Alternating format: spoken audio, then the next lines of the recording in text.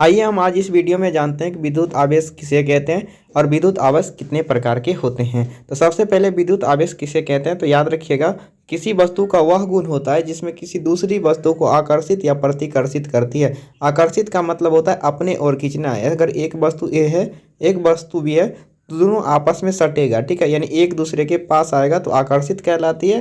और याद रखिएगा प्रतिकर्षित कैसे होगा, अगर ए एक वस्तु है और बी एक वस्तु है तो ये दोनों को दूसरे को क्या करेगा, दूर भेजेगा, यानी ये इधर इसको ढकेलेगा और ये ए इधर इसको ढकेलेगा, ठीक है। तो ये गुण जिस वस्तु में होता है उसे हम विद्युत आवेश कहते हैं। जैसे आप लोग बचपन में एक एक्सपेरिमेंट भी देखे होंगे और जिसे आप जादू बोलते थे कि किसी के ठीक है, एक कलम को अपने वाल में रगड़कर और एक कागज के टुकड़े को उठाते हुए आपने देखा होगा। वो क्या होता है, वो एक प्रकार का विद्युत आवेश के कारण होता है। उसमें देखिए याद रखिएगा कि विद्युत आवेश के प्रभावित होने का जो मुख्य कारण है वो इलेक्ट्रॉन है।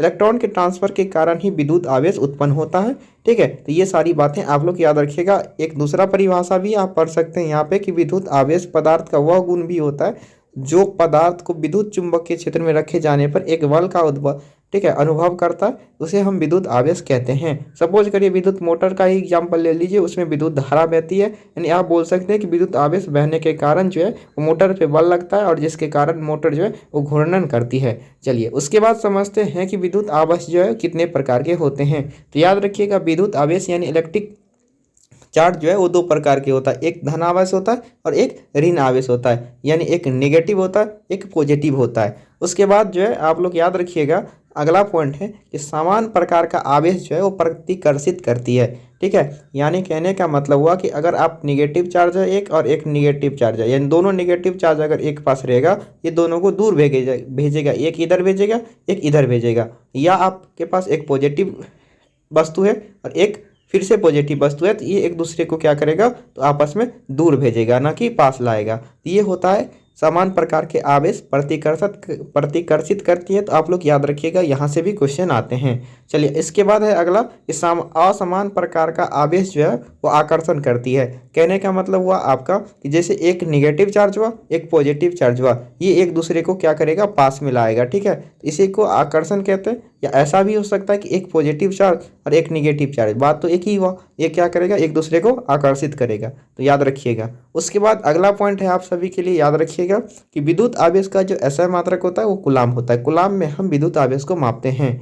एक कूलाम बराबर कितना होता है जी, याद रखिएगा 6 × 10⁻18 इलेक्ट्रॉन के बराबर होता है। ये भी पॉइंट काफ़ी महत्वपूर्ण है। उसके बाद यहाँ पे आपका दूसरा पॉइंट है कि एक इलेक्ट्रॉन पर -1.6 × 10⁻19 कूलाम आवेश होता है। तो ये भी एक अच्छा सा क्वेश्चन है कि एक इलेक्ट्रॉन पर आवेश कितना होता है, याद रखिएगा -1.6 × 10⁻19 कूलाम। उसके बाद जो है याद रखना है कि एक इलेक्ट्रॉन का जो द्रव्यमान होता है वो मास कितना होता है, तो 9.1 × 10⁻31 किलोग्राम, ठीक है। उसके बाद चलिए एक बात और जानते हैं कि प्रोटॉन पर क्या होता है, ठीक है। प्रोटॉन पर जो आवेश का मान होता है वो प्लस में होता है, ठीक है, इलेक्ट्रॉन के जितना। उसके बाद अगला है कि प्रोटॉन का द्रव्यमान कितना होता है, तो 1.6726 × 10⁻27 किलोग्राम होता है, ठीक है। तो याद रखिएगा ये पॉइंट सब काफ़ी इंपॉर्टेंट है आपके विद्युत आवेश के बारे में, ठीक है। उसके बाद अगला है कि न्यूट्रॉन पे चार्ज जो है तो जीरो होता है, यानी उस पर कोई भी चार्ज नहीं होता, यानी नंबर ऑफ इलेक्ट्रॉन और नंबर ऑफ प्रोटॉन जो है वो सेम होता है, इसलिए जो है उसे न्यूट्रॉन कहा जाता है। और ये न्यूट्रॉन पर आवेश जो है जीरो होता है, इसमें कोई भी चार्ज नहीं होता है, ठीक है। चलिए नेक्स्ट है आपका कि इसका द्रव्यमान, यानी न्यूट्रॉन का जो द्रव्यमान होता है वो इतना होता है 1.6743 × 10⁻27 किलोग्राम। तो ये था विद्युत आवेश के बारे में कुछ महत्वपूर्ण जानकारी। अगर आप लोगों को ये वीडियो बहुत पसंद आया होगा तो चैनल को सब्सक्राइब कर लीजिएगा ऐसे और मोर वीडियो के लिए, ठीक है।